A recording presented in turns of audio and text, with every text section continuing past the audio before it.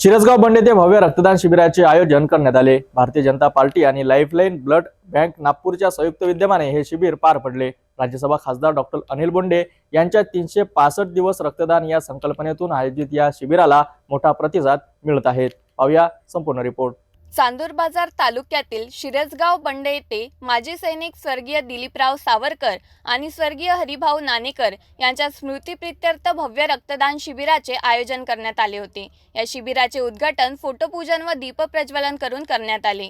यावेळी प्रमुख उपस्थिती म्हणून भाजपा जिल्हा सचिव विलासराव तायवाडे आणि नितीन टिंगणे यांनी रक्तदानाचे महत्त्व सांगितले। या शिबिरात 63 रक्तदात्यांनी रक्तदान करून सामाजिक बांधिलकी जोपासली। विशेष म्हणजे भाजपा शाखाध्यक्ष नितीन टिंगणे यांचा वाढदिवसही रक्तदानाने साजरा करण्यात आला।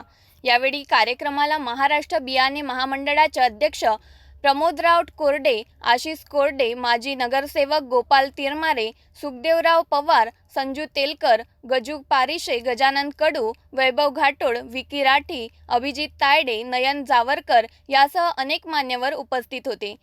तसेच लाईफलाईन ब्लड बँक नागपूरच्या डॉक्टर अविनाश बाबर, सिद्धार्थ गजबे, सौरभ नाकोडे, निकिता सोळंके, शारदा तडेकर, पिंकी शिवरगा, विकास विके, आकाश गोरले, नरेश सहारे, शंकर तुरंकर यांनी रक्तदान प्रक्रियेचे सुयोग्य नियोजन केले। शिरसगाव बंड येथे एक रक्तदान शिबिराच्या माध्यमातून सामाजिक भाग राखण्याचा एक उत्तम उपक्रम पाहायला मिळाला। 365 दिवस रक्तदान या संकल्पनेतून अनेक गरजू रुग्णांना मदतीचा हात मिळणार आहे।